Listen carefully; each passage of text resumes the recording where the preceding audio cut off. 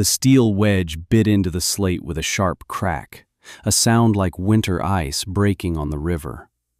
Ilara drove it deeper with a 3-pound hammer, her knuckles white, her focus narrowed to the hairline fracture she was chasing across the stone's gray face. The slab was massive, a rectangle of ancient, compressed earth nearly 6 feet long and 4 feet wide. She had spent 3 days levering it from the quarry bed a mile up the creek, dragging it back to her small cabin on a crude timber sled. Boro, her lank-bodied dog, lay with his chin on his paws a dozen yards away, watching the slow, arduous process with the patient eyes of a creature who understood effort and time. He did not flinch at the percussive ring of metal on stone, but his ears twitched when the fracture finally gave way with a deep groan, splitting the slab into 2 imperfect but usable halves. Ilara lowered the hammer, her arm trembling with fatigue. Her hands were raw, the calluses on her palms scraped and bleeding in places. She wiped sweat from her brow with the back of a dirty wrist, leaving a muddy streak across her skin. This was the 4th slab she had managed to split this week. She needed 12. The cabin floor was still packed earth, cold and damp even in the last days of summer. It would be a killing cold by December. "That's the craziest thing I've ever seen," a voice said from the path. She turned. It was Mr. Gable, his face a roadmap of weathered skepticism. He stood with his hands on his hips, his own well-maintained cabin visible through the aspens, a sturdy plume of smoke already rising from its stone chimney. He had a proper cast-iron stove, purchased from a catalog and hauled in on a wagon 2 years prior. Everyone had a stove. Ilara said nothing. She picked up a smaller stone and began to chip away at the jagged edge of the new slab, smoothing it. "Wasting good stone on a floor, mister," Gable continued, shaking his head. "And what for? A wood floor is warmer, easier. You could have one laid in a week. My boy Liam could help you." "I have a plan," Ilara said, her voice quiet, almost lost in the vastness of the valley. "A plan," he scoffed, not unkindly. "That cabin hasn't got a stove, girl. No flue, no chimney. I checked. The first frost is going to bite you. The first snow will bury you. What's your plan for that?" "It will work," she said, not looking at him. She ran her hand over the stone. It was cool to the touch, dense and solid. It held things. It held memory. It would hold heat. Mr. Gable watched her for another minute, a furrow of genuine concern creasing his brow. The girl was an orphan, her parents taken by the fever 3 years back. She was stubborn, kept to herself, and now she was splitting rock instead of chopping wood for the winter. It didn't make sense. "Wait until the snows come," he said, more to himself than to her, and walked away. Boro lifted his head, watched the old man disappear down the path, and then let out a low sigh, resting his head back on his paws. His trust was singular and absolute. That night, Ilara did not work on the stone. By the light of a single tallow lamp, she sat at the rough-hewn table her father had built and opened his journal. The leather was cracked, the pages filled with his elegant, spidery script, dense with observations on geology, botany, and engineering. He had been a man of quiet theories. Near the back was the drawing she had studied until the ink was faded in her memory. A cross-section of a small structure, much like their cabin. But beneath the floor, it was different. A central pit, lined with clay and fire brick, was labeled hypocaustum. From this central chamber, a series of narrow, stone-capped channels radiated outwards like the spokes of a wheel before connecting to a single, low-profile flue that exited near the foundation on the far side of the cabin. His notes were meticulous. The Romans understood thermal mass. Stone is a battery for heat. A slow, steady fire below charges the floor. The heat is not in the air, which flees through every crack, but in the substance of the home itself. A small fire, well tended, can keep a stone floor at a constant, gentle warmth for days. No roaring stove that bakes one side of you while the other freezes. Just a pervasive, bone-deep warmth. He had never built it. He'd run out of time. The fever came too quickly. His last entry was a simple, shaky sentence. Ilara will know what to do. She closed the book, the scent of old paper and leather filling the small space. Outside, the first chill of autumn was creeping down from the high peaks. Mr. Gable was right about one thing. Winter was coming. She took a deep breath. Her father had left her the theory. The labor was hers to provide. The next morning, she didn't return to the quarry. Instead, she took up a shovel and began to dig in the center of her cabin. The packed earth was hard, unforgiving. Burro lay in the doorway, watching the pile of dirt grow, his tail giving a slow thump-thump against the threshold whenever she paused to catch her breath. The work was different from splitting stone. It was a rhythmic, relentless excavation. Each shovelful was a promise. Each foot of depth was a defiance of the coming cold. By noon, she was coated in a fine layer of dust, her muscles screaming in protest. Mrs. Gable stopped by, a loaf of still warm bread wrapped in a cloth. "Ilara, child," she said, her voice laced with the same worried pity as her husband's. "What on earth are you doing? You're turning your house into a hole." "I'm making it warm," Ilara replied, pausing to wipe her hands on her trousers before accepting the bread. "Thank you, Martha." "Warmth comes from a fire in a stove, dear, not a pit in the ground. You'll catch your death of damp in here." "The fire goes in the pit," Ilara explained simply, taking a bite of the bread. It was soft and good. It was the food of a world that made sense, a world of stoves and chimneys. Martha Gable just shook her head, her expression a mixture of exasperation and affection. She saw a lonely girl engaged in a project born of grief and folly. She did not see the meticulous diagram in the leather-bound book, nor the quiet certainty that had settled deep in Ilara's bones. "You need to be practical," she advised gently. "There's still time to buy a small stove from the mercantile. Thomas Gable would advance you the credit." "This is my home," Ilara said, her gaze sweeping over the half-dug pit, the dirt-caked walls, the empty space where a stove should be. It wasn't an explanation, but it was the only one she had. The digging took 4 days. She excavated a circular pit 10 feet in diameter and 6 feet deep. Then she began the more painstaking work of digging the channels, each one a foot wide and a foot deep, radiating out from the main chamber towards the cabin walls. It was mole's work, claustrophobic and dark. She used a bucket and rope to haul the dirt out, piling it carefully against the north wall of the cabin's exterior, creating an earthen berm that would serve as another layer of insulation.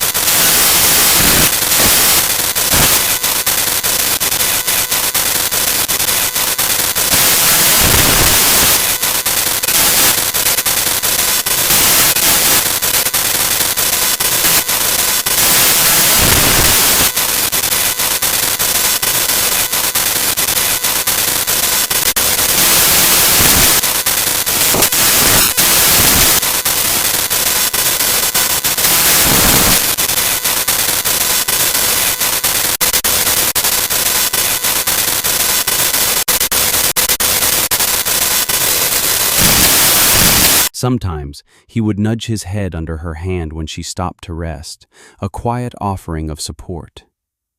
The day she finished lining the last channel, Liam Gable appeared at her door. He was younger than his father, with a quieter, more observant nature. He held a small, expertly crafted wooden box. "My father said you were digging," he said, avoiding the obvious spectacle of the trenched floor. "My mother said you looked tired."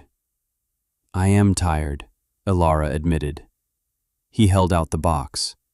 "It's a level, my own make. For when you lay those stones, they'll need to be flat, or the heat won't draw evenly." He didn't ask what she was doing. He didn't tell her it was crazy. He saw a problem, laying heavy stones flat, and offered a solution. Ilara looked from his face to the tool in his hand. It was a simple, beautiful object, the wood sanded smooth, the small vial of liquid perfectly centered. "Thank you," she said, taking it. Her calloused, dirt-caked fingers brushed against his. "If you need help moving the slabs," he said, his eyes finally taking in the vast network of trenches. "They look heavy." "I can manage," she said, her customary reply. "I know," he said with a small smile. "But the offer stands." He left without another word. Ilara stood in the doorway, holding the level. It felt solid and real in her hand. It was the first gesture of help that wasn't wrapped in pity. It was a gesture of respect for the work itself. That night, she felt a little less alone. The next 2 weeks were consumed by the stones. Using rollers and levers, she maneuvered the heavy, split slabs of slate into the cabin. The work was a slow, brutal ballet of physics and force. Each slab had to be positioned perfectly over the channels, resting on a series of carefully placed support stones she had gathered from the riverbed. The gaps between the main slabs were filled with smaller, custom-cut pieces. It was a mosaic of gray stone, and as she worked, she used Liam's level constantly, tapping and shimming until each piece was perfectly flush with its neighbors. The floor rose slowly, covering the intricate web of trenches she had dug, sealing the system beneath a surface of solid rock. The physical toll was immense. One afternoon, a slab slipped from its roller, catching her hand against another stone. The pain was a bright, blinding flash. She pulled her hand back, blood welling from a deep gash across her knuckles. She sat on the floor, breathing through the pain, while Boro came and began licking the wound with a gentle tongue. She cleaned it as best she could with water from her bucket, wrapped it in a strip of clean cloth torn from an old shirt, and went back to work, her movements slower, more deliberate. The pain was a constant reminder of the stakes. By the time the last stone was in place, the first snow had already dusted the high peaks. The air had a new, sharp edge to it. The aspens had dropped their golden leaves, and the forest floor was a carpet of brown and rust. Her cabin now she knelt and pointed to a single round stone with an iron ring set into it, positioned in the center of the room. "The fire is down there." He stared at the stone plug, then at her, as if she had finally confessed to being truly mad. "You're going to build a fire under your house? You'll burn the whole thing down, or choke on the smoke." "It's lined with clay," she said patiently, "and it's vented." "It's the most dangerous, backward thing I've ever heard of," he declared. He turned to leave, then paused. "Martha and we'll leave a lantern burning on our porch. If you get too cold, you come over. Don't let pride be the death of you." Ilara just nodded. She understood his fear. It was the fear of the unknown, of a world that did not operate on the principles of a cast-iron stove. Her father's journal had a passage about it. Men trust what they can see. A roaring fire in a hearth is visible, honest. A fire that warms from below is a secret, and it makes them uneasy. The cold deepened. The days grew shorter. Ilara spent her time chinking the logs of the cabin with a fresh mixture of mud and moss, sealing every crack she could find. She split the wood she had felled over the summer, but she cut it into smaller, denser pieces, oak and hickory, that would burn slow and long, perfect for creating coals rather than high flames. She stockpiled it not beside her door, but in a small, dry alcove she had built near the fire pit's access. Liam returned a week later, carrying a brace of rabbits. "For your pot," he said, handing them to her. His eyes scanned the completed floor, the sealed walls. "It's getting cold." "Yes," she agreed. "When are you going to test it?" he asked, his curiosity genuine. "When I need it," she said. He nodded, accepting her answer. He looked at her wrapped hand. "You hurt yourself." "It's healing," she said, flexing her fingers.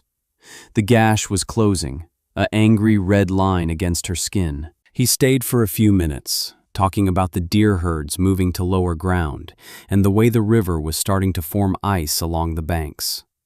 His conversation was easy, a welcome counterpoint to the weeks of solitary labor and the chorus of doubt.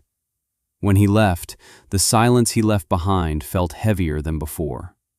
A few nights later, the temperature plummeted. The world outside her window was crystalline under a full moon, the frost on the ground sparkling like crushed diamonds. Inside, the cold was a physical presence.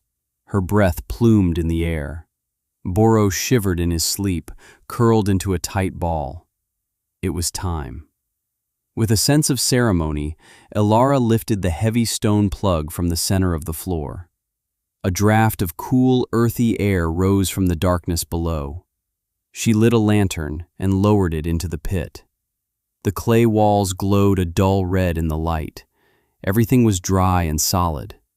It was ready. She built a small, careful fire on the stone-lined bottom of the pit, using dry kindling and then adding the small, dense logs of oak. She did not want a large blaze. Her father's notes stressed the importance of a slow, smoldering fire that would produce a deep bed of coals. Once the fire was burning steadily, she placed the stone plug back in place, leaving only a small gap for air to be drawn down from the cabin. She then went outside and checked the flue. A thin, almost invisible stream of smoke was trickling out, low to the ground, carried away by the night breeze. The system was drawing. Back inside, she waited. For the first hour, nothing changed. The air was still frigid. The stone floor remained as cold as a river rock. Doubt, a cold guest, began to creep into the room. She thought of Mr. Gable's face, of his wife's worried eyes. She thought of the lantern burning on their porch, a beacon of conventional warmth and safety. She pushed the thoughts away and added another log to the fire, her movements slow and deliberate. She sat on her stool, her hands wrapped around a cup of cool water, and just listened to the quiet crackle of the fire deep beneath her feet. Boro, who had been watching her with anxious eyes, suddenly lifted his head. He whined softly, then uncurled himself and walked to the center of the room. He circled 3 times and then lay down on the stone floor, directly over one of the hidden channels. He stretched out, his body going limp, and let out a long, contented sigh. Elara knelt and placed her palm flat on the stone beside him. It was no longer cold. It was not yet warm, but the deep, biting chill was gone. A faint, almost imperceptible wave of gentle heat was radiating upwards. She moved her hand a few feet away, still cold. She moved it back. The warmth was there, a subtle but undeniable presence. She smiled, a slow, tired smile that reached her eyes. She lay down on the floor herself, her cheek pressed against the slate. The stone felt alive. It was breathing a slow, ancient warmth into the room. She closed her eyes. It was working. Over the next few days, the change became more profound. The single, small fire in the pit, fed only a few logs every 8 hours, transformed the cabin. The stone floor became a massive, radiant slab, holding a steady, gentle warmth that permeated everything. The air in the cabin was no longer sharp and cold, but comfortable and dry. There were no hot spots, no cold drafts. The warmth was simply present. Boro rarely left the floor, sprawling in blissful comfort. Ilara found herself walking barefoot, the smooth, warm stone a constant source of quiet pleasure. The weather worsened. The sky turned a metallic gray, and a fierce wind began to blow from the north, carrying the first real snow of the season. It started as flurries, then thickened into a blinding sheet of white. The temperature dropped 20 degrees in a single afternoon. This was no ordinary storm. This was a blizzard, the kind the old-timers spoke of with a grim reverence. Inside her cabin, Ilara was serene. She kept the fire fed, the coals glowing deep in the earth. The wind howled outside, rattling the shutters, but the warmth from the floor was a silent, unshakable fortress against the cold. The snow began to pile up, burying the windows on the north side, muffling the sound of the storm to a distant, angry roar. She had food, she had water from the bucket of snow she brought in, and she had warmth. She had her father's knowledge, made real through her own sweat and blood. On the second night of the blizzard, there was a frantic pounding at her door. Boro started barking, a deep, protective sound. Ilara quieted him with a hand on his head and pulled the heavy bar from the door. Mr. and Mrs. Gable stumbled in, covered in snow, their faces pale with cold and fear. "Our stovepipe," Mr. Gable gasped, his words choked with shivering. "It's clogged with ice and snow. The smoke backed up, filled the whole house. We can't get it cleared. It's colder in our house than it is out here." Mrs. Gable was weeping silently, her hands tucked into her armpits, her body shaking uncontrollably. "We saw your light," she whispered. We didn't know where else to go." Ilara stepped back, opening the door wider. "Come in," she said. "Come to the floor." They shuffled inside, their eyes wide with disbelief. They had expected to find her huddled in blankets, half frozen. Instead, they walked into a space that felt as warm as a summer afternoon. There was no fire to be seen, no stove, yet the air was mild and welcoming. "How?" Mr. Gable asked, his voice full of awe as he stared at the bare room. Ilara pointed to the floor. "Sit," she said. Hesitantly, they lowered themselves onto the stone slabs. The effect was immediate. A look of profound relief washed over Mrs. Gable's face as the deep, radiant heat soaked into her frozen limbs. She began to cry again, but this time from gratitude. Mr. Gable pressed his bare hands flat against the stone, his skeptical mind struggling to comprehend the sensation. He looked up at Ilara, his expression stripped of all its earlier arrogance. "You were right," he said, his voice hoarse. "My God, girl. You were right." They were not the last to arrive. An hour later, Liam appeared, supporting the widow Hansen, whose roof had partially collapsed under the weight of the snow. He had seen the Gables' tracks and followed them. He looked at Ilara with an expression of profound respect. "I knew you had a plan," he said softly. "I just didn't realize how good it was." By morning, there were 11 people in Ilara's small cabin. The family from the furthest homestead, their woodpile completely buried, had made a desperate trek through the storm. They all sat or lay on the warm stone floor, a small, stunned community of refugees, while the blizzard raged outside. Ilara moved among them, sharing her small store of bread and dried meat, ensuring everyone had water. She was no longer the strange, stubborn orphan. She was the woman who had built a house that breathed warmth. The storm lasted for 4 days. In the close confines of the cabin, Stories were shared, fears were voiced, and a new kind of community was forged on the warm stone of Ilara's floor. They watched her tend the fire, a simple, quiet ritual of lifting the central stone, adding a few logs, and closing it again. They saw the efficiency, the lack of smoke, the sheer, undeniable success of the design. The skepticism of an entire season had vanished, replaced by a quiet, burgeoning awe. When the storm finally broke, the world was a transformed landscape of blinding white. The snow was piled in drifts 10 feet high. The silence was absolute. One by one, the families prepared to leave, to check on their homes and livestock. Before he left, Mr. Gable, a man not given to apologies, stood before Ilara. "I owe you my life," he said, his voice thick with emotion. "And my wife's. I was a fool. I judged what I didn't understand. I am sorry." "It's my father's design," Ilara said simply. "It's your work that saved us," he corrected her. "Your hands, your belief." In the weeks that followed, the valley was a hive of activity.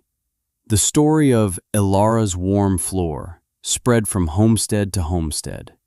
Men who had once mocked her now came to her door, hats in hand, asking to see the design.